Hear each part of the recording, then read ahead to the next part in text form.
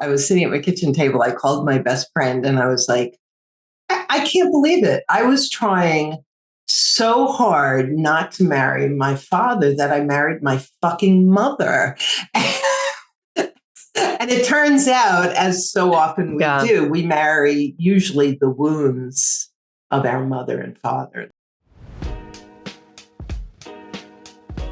Hey there, welcome to another episode of Carve Your Own Fucking Path, a podcast made to inspire you to create a life and business on your own terms. You'll hear candid interviews with people who have boldly decided to blaze their own trail, and the occasional solo show with me, your host. I'm Willa McDonough, on-camera coach, storyteller, and remote video producer. 5 years ago, I moved from my home base of San Francisco to the coast of Portugal, taking a big leap into the unknown. Some called it courageous, I called it carving my own fucking path. Today I live in Lisbon and run a business that elevates your online presence, helping you show up confidently on camera to create videos that showcase your brand and personality so you can get more visibility and attract clients by being yourself. If you're just starting out in business or you've been doing it for a while, you're sure to pick up tidbits of actionable advice and hopefully feel inspired by stories from people who have chosen the unconventional and sometimes messy path. And if you've been waiting for a sign to start carving your own fucking path, this is it. I'm so happy you're here. Welcome, Karen. Thank you so much for being on Carve Your Own Fucking Path. I'm delighted to have you. I'm delighted to be here, and I love the name. Oh, thank you. I know and sometimes people ask, can I swear? And I'm like, yeah, you can. You are a certified relationship coach and a divorce coach. You have been doing this a very long time, and you have written a book and you have a podcast. And I was telling you earlier that I've been binging your podcast because it's so, we have hundreds of episodes and it's so relevant to so many different people that I know. And so I've been enjoying sending out episodes to people. And you have a lot of coaches that you train all over the world that help you in the work that you're doing. So I have a million questions, but I always like to start with a bit of your backstory and tuning in, or bringing us into a moment that you decided, I'm going to carve my own path.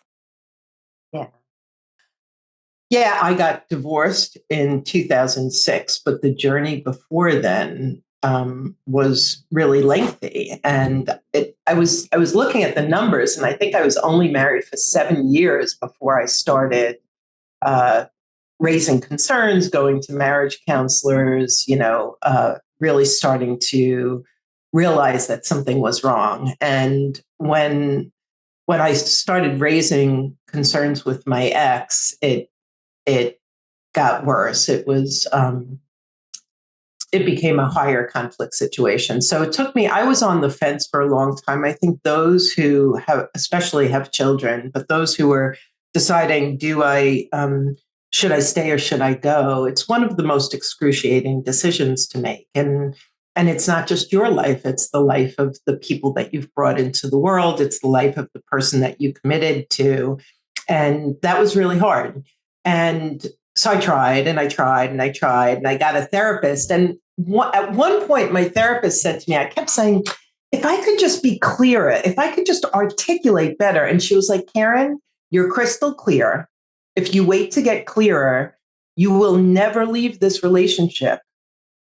And then she said to me, because I was in a very high conflict relationship, she said, and if you choose to stay, you are now as abusive toward your children as your spouse is toward you. And that was like a cast iron pan off the side of my head. And I was like, she said, your pain tolerance is so high that I think you would stay through everything. Wow. But that means your children will too. Mm-hmm. So that was my moment. That was my moment of, I need to figure out what the hell is wrong with me and how I ended up here. And I need to take care of these two little people who at the time were, if I was in therapy, 3 and 5, 4 and 6, around there, like little people. And then I started the journey. And thank God I found a good therapist, and I went into a 12-step program that is all about keeping the focus on yourself.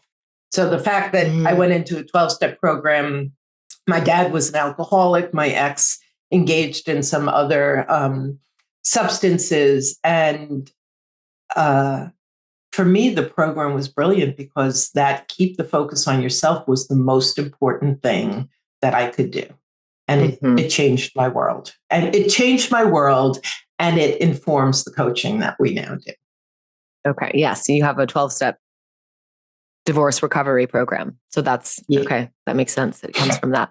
I wanted to ask, though, going much farther back, as a kid, as a little girl, what was your vision of your future and relationships and marriage? And what was your concept around that?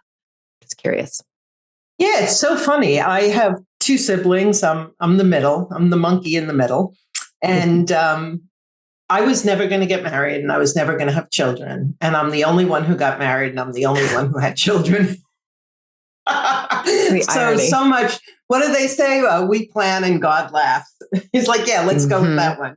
So I really, my parents' marriage was very unhealthy, and we knew it. We knew it. My dad was a sweetheart. He was a passive aggressive, jolly alcoholic. They were married by 21 years old. My mom had 3 kids in diapers and was dealing with an alcoholic. And I didn't know any of that. All I knew was she was a mean, nasty rageaholic. Years later, I began to understand her, the pain and the struggle and the loneliness and the overwhelm that she went through. But we were raised by a screaming, yelling mother and a jolly but often absent father. And so one day I was sitting at my kitchen table. I called my best friend and I was like, I can't believe it. I was trying so hard not to marry my father that I married my fucking mother. And it turns out, as so often we do, we marry usually the wounds of our mother and father. Like oftentimes, and I was listening to your other podcast on relationship where she said that they locked eyes and they met and it was like love at first sight. And if you've ever read Getting the Love You Want by Harville Hendrix and Helen Hunt, they talk about how when you have that moment of thinking you met your soulmate, there's something so incredibly familiar on a subconscious level because you know that person. You know that person because that person is your mother and father or your caretakers, but a mixture of both their good and their bad or their difficult. And the difficult is what comes to the surface for us to refine and grow. And in healthy relationships, it grows into this rock solid marriage. In unhealthy relationships, it dissolves because one party loses themselves completely. And maybe the other party does too, or gets confused in their own way. And that's what happened. Okay. So you married your mother and the wounds that were there. And I married the propensities of my dad as well. But my mom was the part that because my ex had a lot of anger management issues. So that rageaholic piece was just very front and center for me. And the final part of the story, though, is I was crystal clear on my ex-husband's shortcomings. Not so much on my own. Beforehand? And that was, well, no. As everything was falling apart, I could wax on about his shortcomings. And that's usually where we meet people. It's like, let me tell you, my wife, my husband, X, Y, and Z. And for me, the incredible awareness was when I started looking in the mirror and saying, okay, I know what he brought to the table. Yep. That doesn't help me because if he's going to be part of my past and I'm going to be part of my future, I need to know what I brought to the table I need to decide what stays and what goes and what needs to be added. Mm-hmm. Yes. Okay. So during that time, you had a therapist helping you. Yeah. You've been coaching for almost, over 20 years. Was that a thing back then? You must have been blazing the path in that way too, because it seems like coaching, not so common. Yeah. And I haven't been coaching for 20 years, but I have been coaching for 13. And 13 years ago, coaching in general was still in its infancy. Divorce coaching was kind of embryonic. It was like I would go to attorneys and say, "Hi, I'm a divorce coach." Like, what is that? Yeah. And so there was no such thing when I was divorcing, and even when I started in the business, there was a lot of explaining. Okay, I read my numbers wrong. You're right. 13 years. That's okay. That's okay. It's like, wait, yes. 13 years ago. And now there's definitely, I don't know if is the industry quite small still? I think, it's so interesting compared to other industries. Yeah. So if you took if you took any city and you listed all of the divorce coaches and all the matrimonial attorneys, there's a gazillion matrimonial attorneys. A gazillion. Yeah. Yeah. So there's significantly more divorce coaches. There's more there's more divorce podcasts. There's more information out there for people. There's more of us doing that work than 12 years ago. But the statistic is that over 1 million individuals a year get divorced in the United States alone. Okay. I was going to ask. There's a lot of work to be done. So for anyone who is thinking about going into divorce coaching, I would say there are so many people who need our help. And for anyone who's a divorce coach and feels like, there's no business out there, there's a ton of people, and the world will be a better place as they get help healing and finding their Definitely. And the generations are so distinct, I feel like, with the 50s, 60s, 70s. And then now my understanding is that we're marrying later, we're choosing a bit better. This is very general. And I'm from San Francisco, that area. Most people don't get married and have children until their 40s. So it's kind of a later place. Right. But do you see that? Are you familiar, I guess, with the shifts in trends, I guess?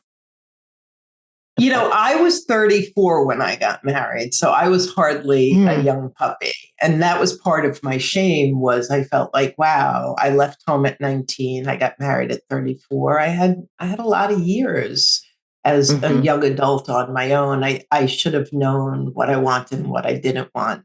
I think today, I think you're right. I think that there's even a question of, is marriage really the right way to go? Is there really that forever person out there?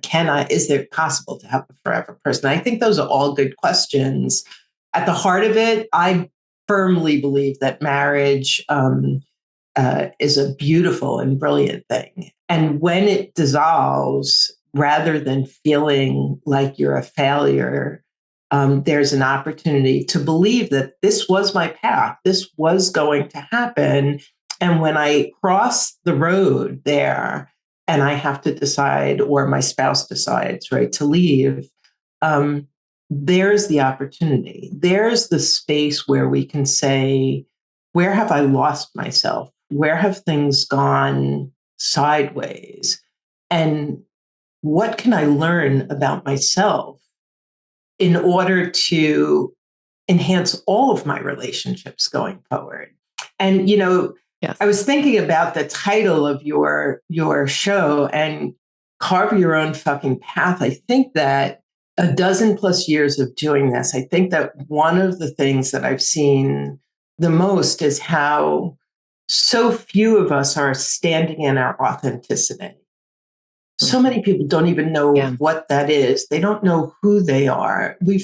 And it's often these really painful, difficult transitions that bring us to our knees and invite us into that level of self-awareness and really to scan ourselves and decide, well, who was I? I was such a bold and brazen young girl. My mom used to say, "Where did you come from? Everybody else in the family is shy. You go knocking on doors, you get teenagers drinking on the beach." Like, I used to do the craziest things. But what are we all told to do? Like, be quiet, be a nice girl, stop making so much noise, like shrink down, shrink down, shrink down, shrink to what society wants, and then go out and find your other person. You're not you. How do you go and find your other person? Yes, it's so true. It's so true. And that's the thing about, again, marrying at any age, but especially younger, you're still developing that and trying to fit into the molds and the timeline as well. Yes. The structure that's mapped out for everyone. And you brought up the obvious point. Like, this was clearly one of the most devastating moments of your life. And then you've turned that into your life's work. Yeah. How did that happen? Can you talk a little bit about that, like that transition? And when did you decide that this was your path to do this work? I was really crushed. I was so devastated. And I emerged from my divorce with 2 young children, $60,000 in debt, and an ex-husband who was calling my very tiny child support check my monthly extortion check, which might come and might not come. And I was in sales. I was 100% commissioned. So here I was, like, so not on the top of my game, losing all of my clients, moving out into a house, not knowing how I was going to pay the bills.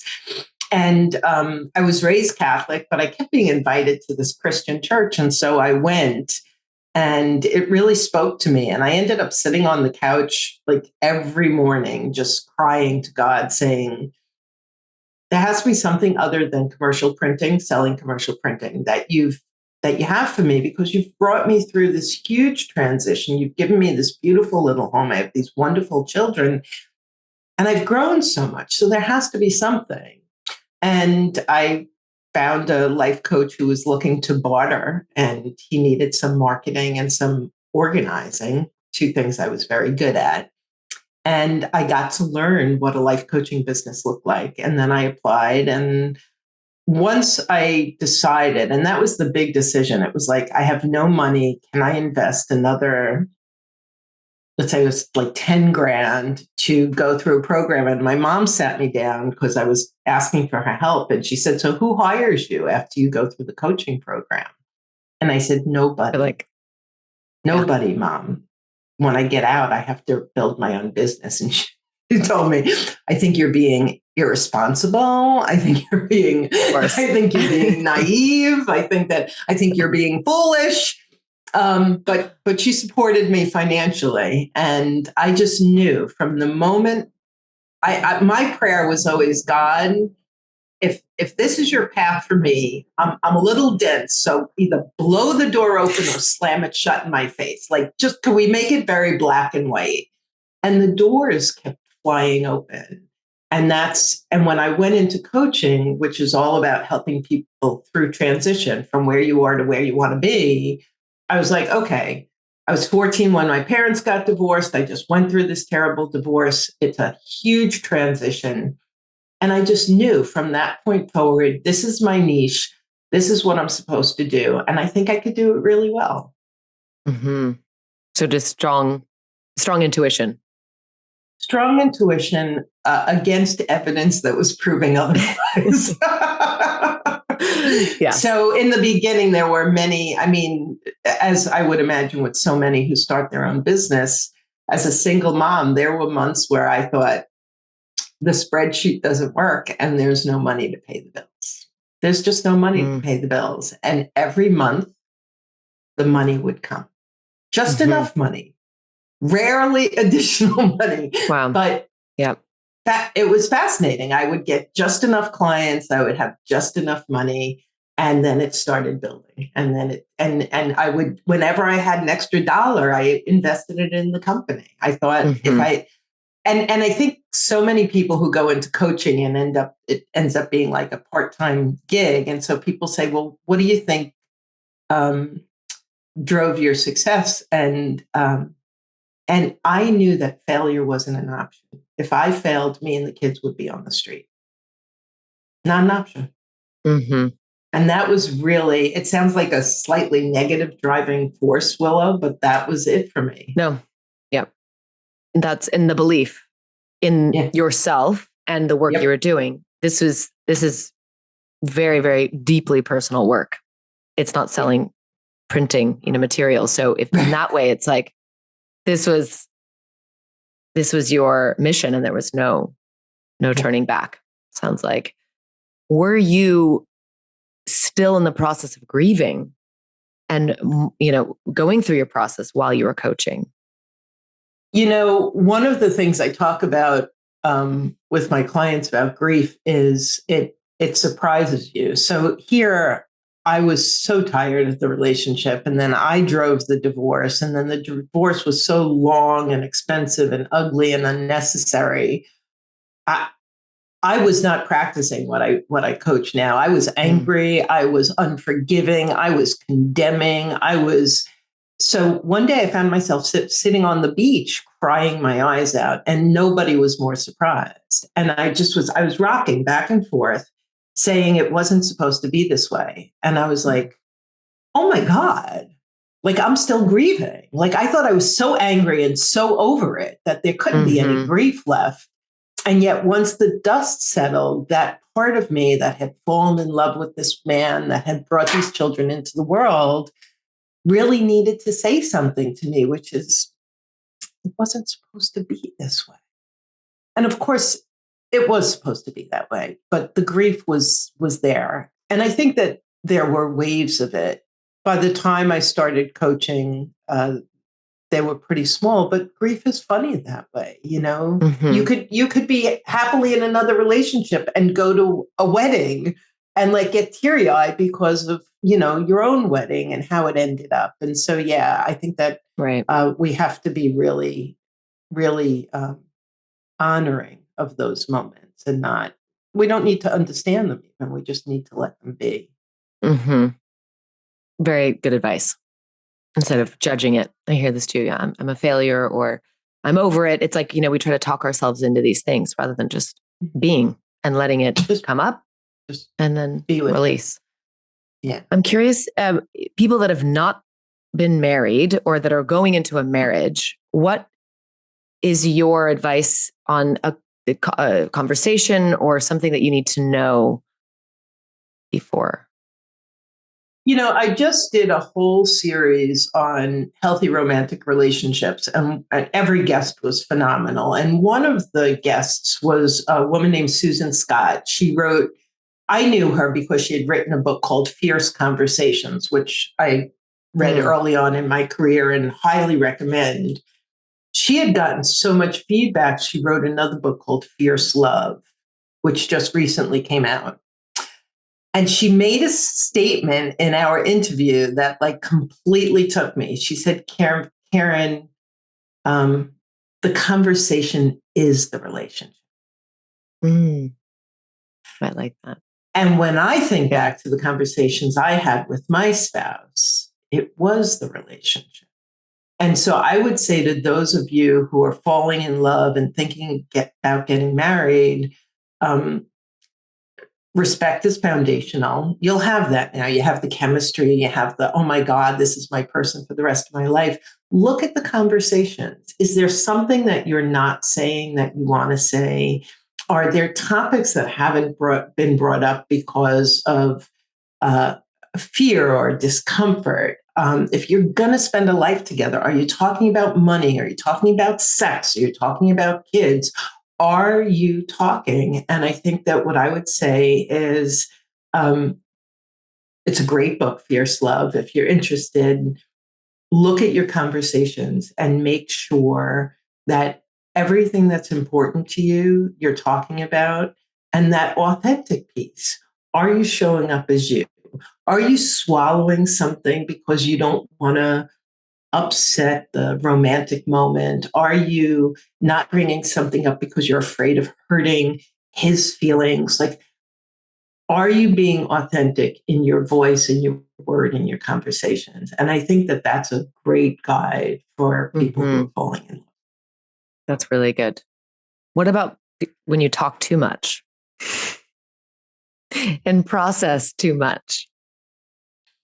So, the interesting thing is in America, especially, I think we believe that our lover is supposed to be our everything.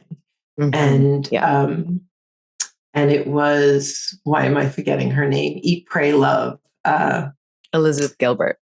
Yes, she wrote a book after that, Committed. And one of the really interesting things, she said she traveled the world, and most women in the rest of the world processed with their girlfriends.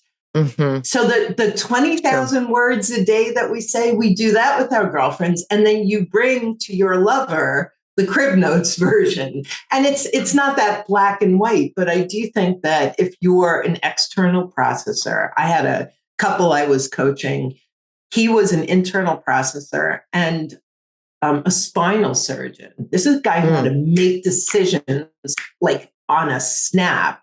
And he was married to an ADD external processor who was brilliant and lovely.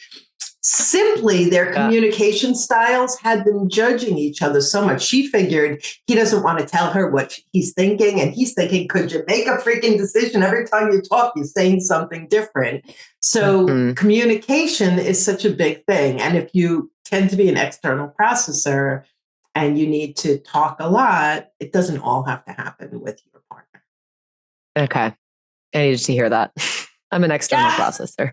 Big time. And I love it, with girlfriends. And I think because I have that level of depth and, that dynamic with close friends, I kind of automatically assume, well, should be the same in partnership. And it's different. Everyone has different modes of communicating. So you kind of have to just learn and then respect, sounds like. And actually, it's a great thing to talk about.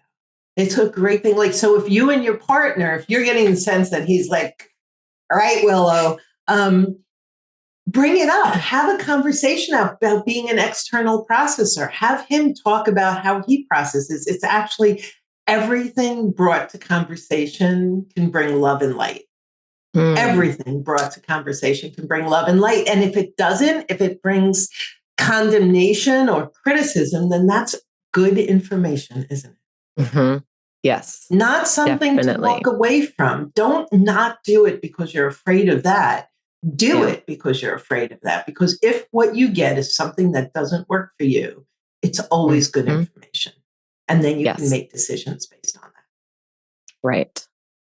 So the next question is around that. You're in a relationship. There's issues, as in all. When is it time to potentially end it or mend it? Yeah, that's my favorite thing is, should you end or should you mend? And I always, the one caveat is, if you're in any physical danger, you just end. Like, you just walk away. However, if it's anything else, whether you've been with this person for 6 months or 6 years, they know your triggers and your buttons. And so much of that happens on a subconscious level. There's no better place to work on yourself than in your current relationship. Seinfeld once had an episode, right, that I'm the master of my own domain. It's very easy to be like all good when you're by yourself. It's when you're in relationship with another adult with different beliefs and propensities and cultural backgrounds and habits and all of these things.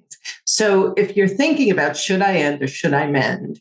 I would say, start looking at your part. Totally look in the mirror and say, what am I bringing to the table? And maybe I'm explosive. Maybe I have a sense of humor where I like needle the other person. Maybe I've lost my voice. Maybe I'm a perfectionist, or I'm codependent, or I have anger management issues. Whatever your stuff is, see if you can put a list together of the top 3 to 5 things that you think you bring to the table. And your ego mind's going to go, yeah, but he X, Y, and Z. Doesn't matter.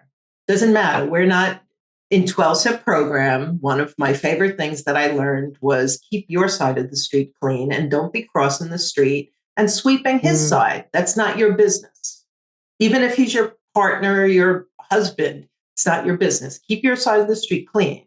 So if you're thinking of ending or mending, keep your side of the street clean. And as you sweep and clean, he's either going to change and come closer or go further away. And you can start having conversations about what you're doing. Is there acknowledgement that does he even see that you're being different? Are you being different? When you do that, when people stay in marriage or relationship and work on themselves, the should I end or should I mend becomes really crystal clear. And regardless of which path you take down the road, you now have all of that time of self-work under your belt, which is brilliant. And so you have this opportunity to heal your wounds, to refine your character, and to move the ball forward.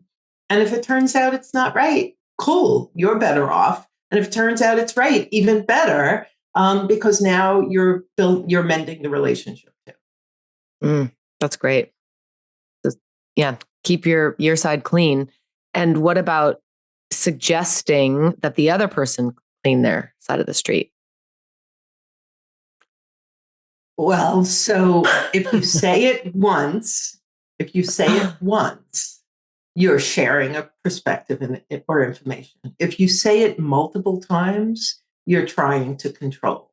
If you're trying, so unless your spouse is deaf or dumb, you really don't need to say it more than once. And so you say it, you sit down, you have a really thorough conversation. Did you hear me? Can you reflect back to me what you heard? That's great. I'm so glad you heard what I had to say. Thank you.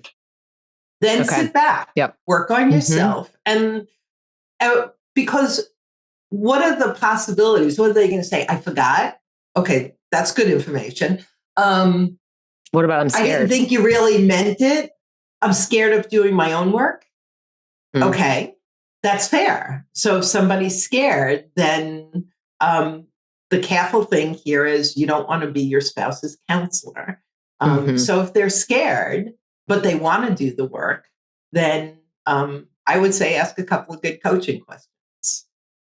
You know, what do you need to get past your fear? Who would be a good person for you to work with? What do you have to do to make that happen? What kind of a time frame do you have for yourself? How can I support you? Last question. Right. That's good.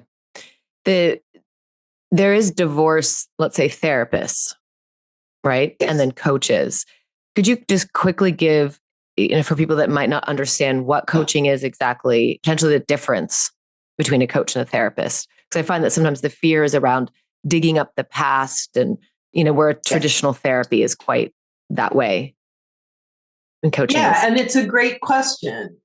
So many of our clients have a therapist and work with us. And therapy, to your point, is I'm not a mental health expert. As much as I've read and I've done my own work and I can share perspectives, I don't have the capability to explain psychologically what's going on, or to help heal the wounds of the past. That's what a therapist is for. They're going to really help you understand how you got to where you are and go back with you to child of origin issues and help you to sort through and heal. That's really important. I've been in years of therapy. It's incredibly valuable. What a coach does is takes you from where you are to where you want to be. And that doesn't mean we don't touch on family of origin issues. We absolutely want to put all of the cards on the table. But our ability to help you, let me give you an example. You go to your therapist, you find out, okay, dad was an alcoholic, mom was a rageaholic, and I have some work to do. But then I go home and there's a blow up and me and my soon to be ex are screaming and yelling at each other. That therapy appointment, as helpful as it was for my history, is not helping me in the moment. You now get on the phone with your coach, and your coach says, okay, so let's take a look at that argument. What triggered you? What was the thought in your head when he spoke to you that way? How did that make you feel? How is that part of a pattern of how you guys engage? If you could roll the clock back and do it differently, what would you do differently? What would be a strategy that you could hold on to the next time an explosion is about to start so that you can honor your desire to show up as your better self? Okay, do we need a mantra? Let's create a mantra. What's your mantra? What's your 5-word mantra that you're going to hold on to so that you don't go down that slippery slope? So we create this, we take everything you learned about yourself and we create this strategy that helps you on a day in and day out basis to be your best self and navigate your divorce in a way that's going to serve you, your kids, the whole family best. And so it's much more strategic, it's interactive, it's in the moment, and it's helping through the current emotional turmoil. Very emotionally based, but very different from therapy. Does that help? Yes, definitely. That's really helpful. And in emotionally based is, I think, one of the most important. It's the logistics are part, but that just seems a lot of the time it's the emotions that really need the processing. It's interesting that you say that. So many people come to us, and I've spoken to my team about this. They come to us because they don't know what attorney to hire, or they're afraid of their finances. And, my feeling is, come on, I'm going to coach you on that, because right below that surface is all that other work. And we can't help but get to it. So if you're thinking of reaching out for help, you don't want a divorce coach who's just about nuts and bolts. You want somebody who's comfortable, familiar, capable of doing the deep emotional work. And the other big difference I've heard, people hire a therapist, and the therapist is often fabulous and they're reliant on them, but that therapist doesn't know the world of divorce. They know it a little bit, like the average person knows it. But this is a world I swim in. I have attorney connections all over the place, financial connections all over the place. I understand what a preliminary conference is. I can explain the difference between mediation, collaboration, litigation. I can guide you through the roadmap of divorce, the practical parts of divorce, and support you in making the best decisions and connecting with the best people every step of the way, and help you with all of that emotional turmoil. Whereas a therapist is very niched into your wounds and your past. Right. That's so huge. All the things you just named. Yeah. That's major. Now, you've said that men have a different time in divorce or process divorce differently. They have different challenges. How do men's challenges in divorce differ from women's?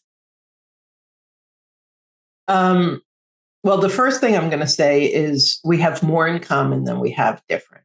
And I think that's a very important thing to say. Most divorce coaches are women coaching women. And we've made a very conscious decision to coach the men as well. So we have about 35% of our client base is men. And so they're different because, number one, men aren't raised to talk about their feelings. And so in some ways, if you imagine that you have a cork in that and nobody taught you how to take it out, that could be really, you'll implode if you can't, or you'll explode, but you're not dealing with it. So coaching is often much more comfortable for men. That's what I've heard, than therapy, because it does seem more nuts and bolts, and we don't have to really go there. We always go there, but we go there in their time and on their path. And so once the trust is built, they do start talking about those things.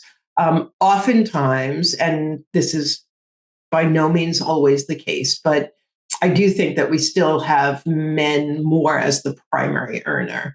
And so oftentimes, whereas women are very concerned about their financial well-being, men are often really concerned about losing their children. that they're actually going to be discriminated against because the division of labor in the household had them out of the household earning money. And now someone's going to go to court and say, well, he didn't spend time with his kids, but that wasn't his primary job. That was her primary job. So they have that fear. And then with a lot of men who are in business and negotiating, their fear and anxiety comes through as aggression. And so there's a lot of conversations about how are you communicating with your soon-to-be ex, and maybe her either imploding or exploding also has something to do with the way that you're approaching her. And you cannot negotiate in the bedroom the way you negotiate in the boardroom. That will not work well. That is not going to serve anybody. And so we talk about communication. We talk about belief systems, like, the courts are set up, I'm screwed. And it's like, okay, how true is that? Does that belief serve you? Is that triggering you and causing you to be more aggressive? Are there other possibilities? And so we support men in those ways. And then I'll say it again. I have men who I've worked with who are married to narcissists, who have lost themselves, who are married to alcoholics, who are the primary caretaker and worried about and walking on eggshells. And so all of the things that we typically hear of women, it's just not that black and white. Yes, there are more male narcissists than female narcissists, and there might be more high conflict personalities on the male side than the female side. But one of the reasons we do co-ed groups is because we want to do everything we can to not label men are bad, women are victims, men are villains. Like that does not serve anybody. Nobody's a villain and a victim. Let's look at each individual's part. And so when we have these groups and men share in a group that might be 3/4 women, we always get this amazing feedback from the women. Like, it is so healing and soothing on both sides to hear the other side. So, so there's a lot of beauty in that. Definitely. I love that you have both. And then you have group sessions. Yeah. Okay. I want you to talk more about your offerings as well. And you've mentioned high conflict a couple of times. So I wanted to ask about that, because high conflict means you're in with someone that's this high drama in the relationship, or could you touch on that a little bit? Yeah. So, everyone thinks they're divorcing a narcissist, and we actually will use that word a lot because it resonates with people, and we want them to come and listen. Often so that we can say he or she probably isn't a narcissist, but they could be a difficult person. And so a high conflict personality, I'm going to give you a list of things that fall under the narcissistic definition. And I want your listeners to keep in mind that everything's a spectrum. We all have some narcissism in us. So if you're dealing with someone where they're always right and you're always wrong, where their thinking is very black and white, it falls into either right or wrong, where there's never an apology, or there's often criticism or judgment. So black and white thinking, if they revise history, if you're like, I used to do this all the time. I used to be like, am I losing my mind? I really don't remember it happening that way. Revisionist history is a big thing. And so, and if you're open-minded and you're married to someone who does all of these things, as an open-minded person, you're going to say, well, I should look at myself. If that's what he or she sees, I should look at myself. But when we're so open-minded, with some of these personalities, all they see is their perspective. So of course they're 1,000% certain because they can't see any perspective but theirs, versus most healthy-minded people can see a couple of perspectives or many perspectives. And so these are things. So when you're negotiating or trying to end a relationship or mend a relationship with somebody, and you share your part, but then it's all your fault, or the history's revised, or everything's black and white and there's no gray when the world is gray. You're dealing with someone who's going to have a hard time in any relationship in life. It makes them high conflict because it's very hard and transparency. That's the other thing. Is there transparency? Are they, when you ask questions, or when you say, I have a problem, do they just deflect and say, well, I have a bigger problem? Or are they transparent? Will they talk about where they were last night, or where their paycheck is going? So there's all types of things that disallow compromise and transparency when you're dealing with those personalities. Does that help?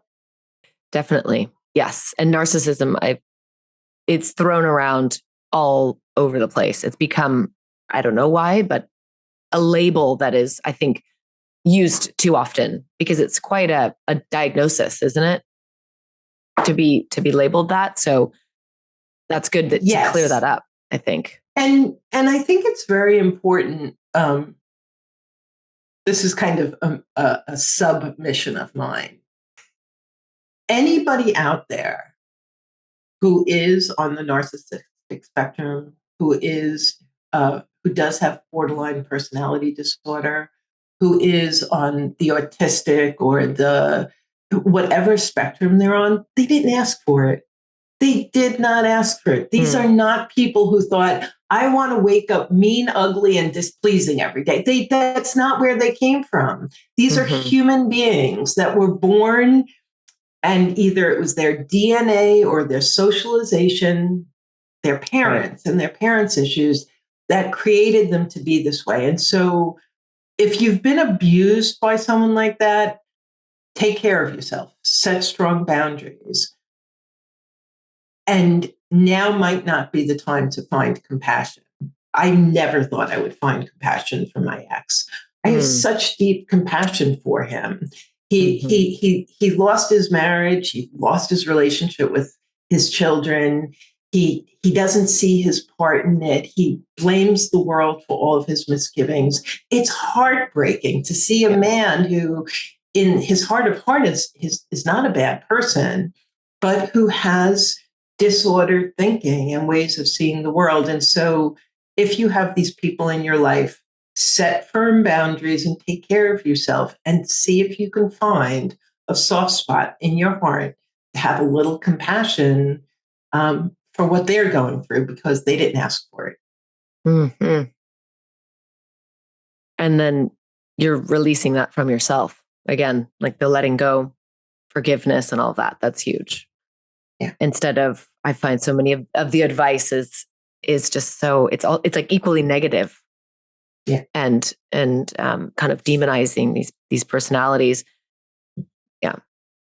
Yeah. And I think that forgiveness comes before compassion. And so I'm glad you brought that up, because if you could find a way to, and you may not forgive, you may not in the moment, like I found it really hard because I felt like there were offenses every day. So it's like, God, it's so much easier to forgive like my alcoholic dad because it's not happening anymore, but to forgive even my ex when every day something else, or every week something else is still happening. And so you start with, if I don't forgive, I'm holding bitterness and resentment in my heart. And here I'm trying to raise children. I have girlfriends, I have relationships. That bitterness and resentment is a poison. So let me first forgive for myself. Let me cut the ties that bind me to my anger and frustration toward that other person.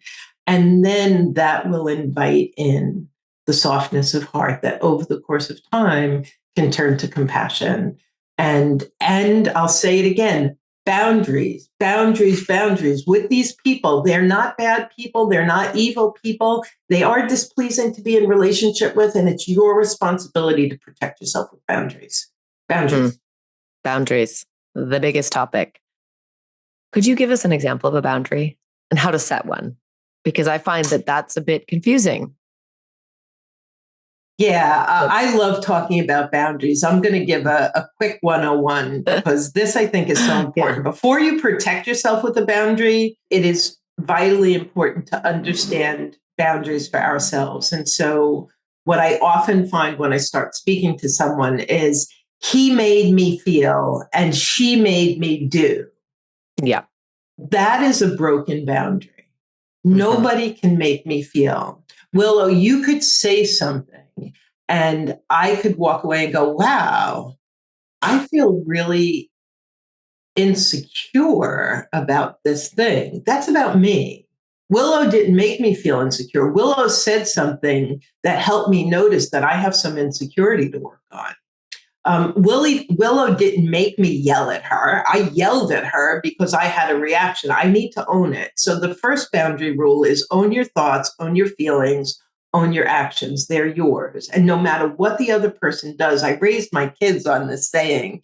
They're in their 20s and they come to me advice. I still say it.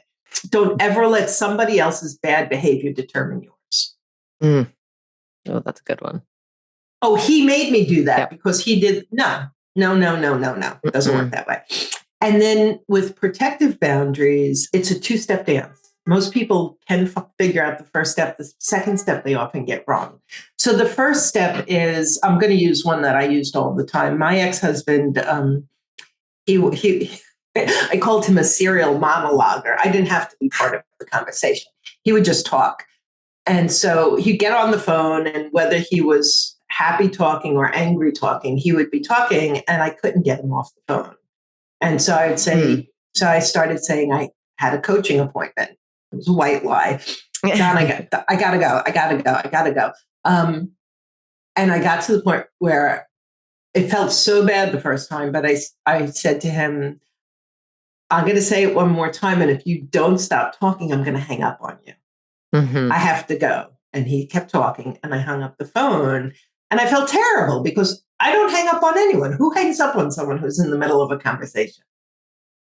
And then I thought, who am I honoring by staying on the phone? Me or him? I'm honoring him. And so my boundary is we need to end the conversation. That was the first step. The second step wasn't getting him to stop talking. That's where everyone goes wrong. Upholding a boundary is not about getting the other person to change their behavior. You set the boundary and they change their behavior or they don't. Once they don't, your plan has to be, how do I uphold the boundary? So you uphold the boundary by hanging up the phone, by closing the front door, by walking out of the room, by grabbing your keys and leaving, by choosing not to put yourself in that position the next time, even though they promise you it'll never happen again. You choose not to do that because that hasn't rung true. You change your behavior to uphold a boundary and you feel empowered. Most people, like, I set boundaries all the time and they just blow them through. And I'm like, that's because that second step is vital to know how to uphold your own boundary and honor yourself in doing so. That was a good example. Thank you. It's like, if you do this, I will do that. Exactly. And you have to follow through. It. And then you have to follow through. And that's the key. If you've been boundary oblivious, I'll just say, I was raised without boundaries. I wasn't raised in a musical household. If somebody handed me a violin, I wouldn't play very well. If you're learning boundaries for the first time, gentle kindness and compassion for yourself. It's a skill set that we all have to learn. It is. And if you're boundary oblivious, you probably married a boundary oblivious person. Or maybe you didn't, and he or she can help you. But the truth is, none of us know until we learn. And this is a skill. And when you learn it and you start getting good at it, it is very freeing and empowering. And a boundary is not a steel wall. It is not to be used as a weapon.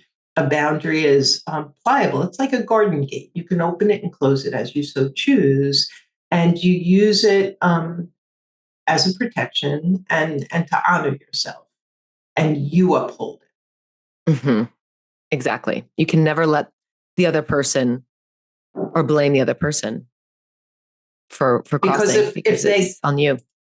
Yeah, I would see this like a big tractor plowing down my boundary. Like that was the vision in my head. And I was like, okay, so my boundaries are being plowed down. So how do I do it differently so that they stay up? And Right. and it's a learning curve. It is. I'm glad that you said that, because I think there's this idea that we should just have boundaries in place set, and then if we don't, then we have no self-respect. But it is a learned thing. You're so right. Yeah. Yes.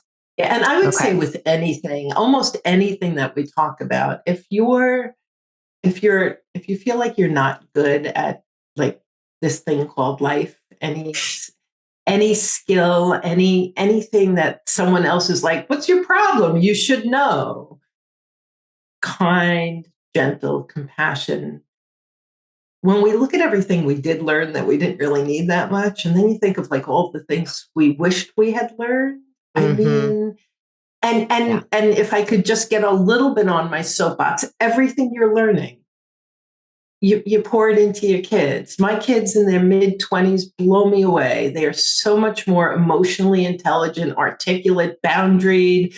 Their ability in their 20s far exceeds mine when I got divorced. And so we can heal the world by pouring into our children and doing the other work that we do. And it's just priceless.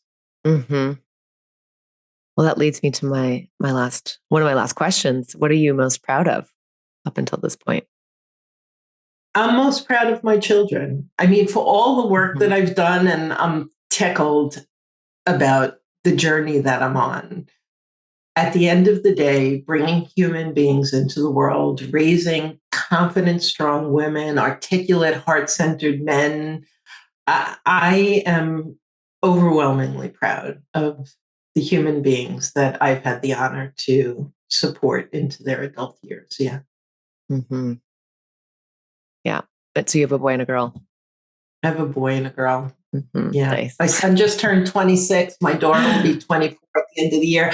And let me tell you, if you saw them and their stories, it's not necessarily pretty. There have been a lot of struggles. They came from a really rocky household. And so, I was recently in a group of people and whose child was at this Ivy League school and whose child had landed this job. And that wasn't part of what I needed to praise my kids for. It wasn't part of what I could praise my kids for.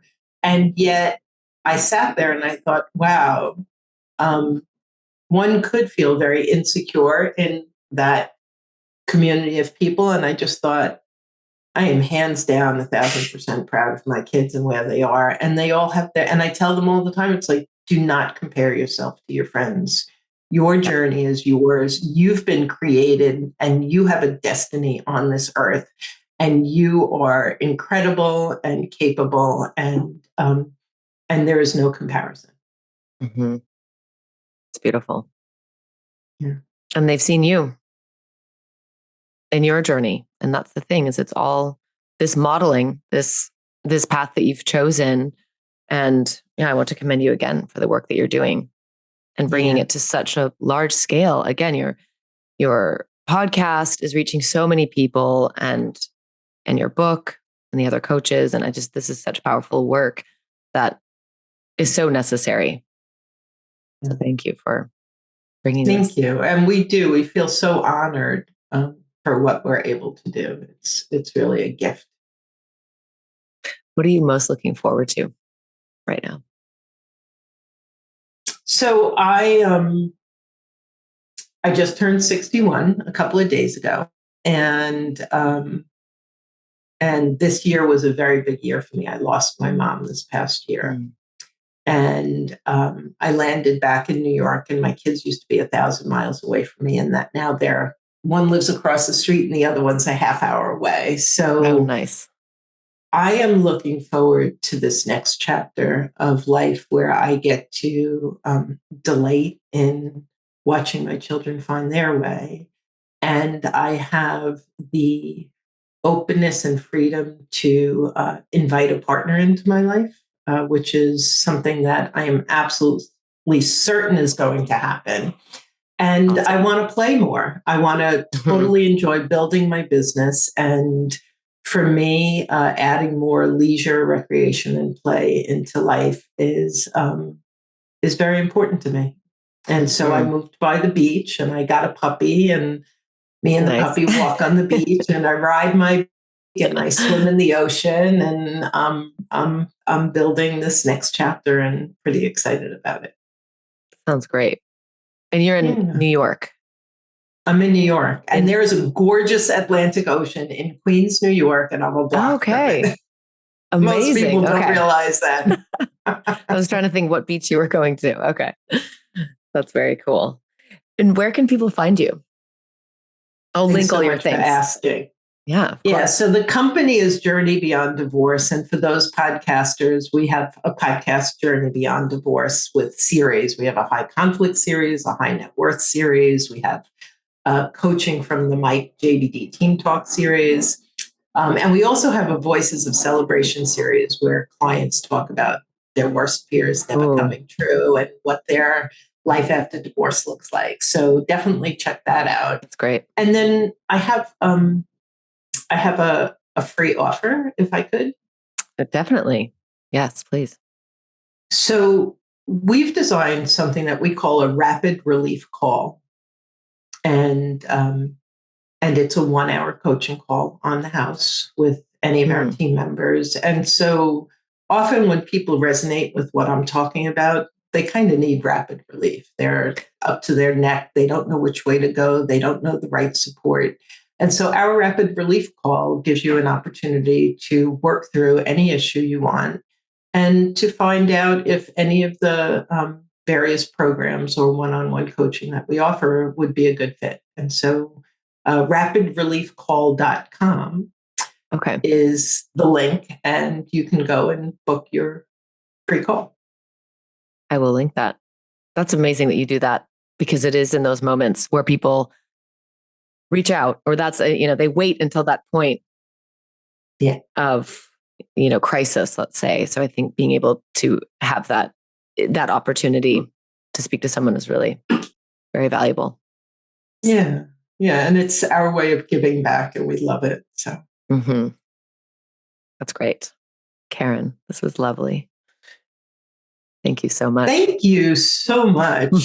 We covered a lot of territory. I love your show. I love being here with you. Thank you. Really appreciate it. You. And I'm just going to dive into all of your episodes. Thank you. Not married, but I think there's just so much good stuff in there. Co-parenting. I mean, all of the things. It's just so many layers and people that you've brought on too. These incredible guests as well. Thank you. Thank you so much. That brings us to the end of this episode. Thank you so much for being here. If you enjoy the show, please rate and review on Apple Podcasts. It makes a big difference for visibility. And even better, share this episode with a friend. And don't forget to subscribe so you never miss an episode every other Wednesday. If you're interested in working together to elevate your online presence, I'd love to hear from you. Reach out to me on Instagram at whereiswillow. I also hang out on LinkedIn, Willow McDonough. Until then, cheers to carving your own fucking path. I love you.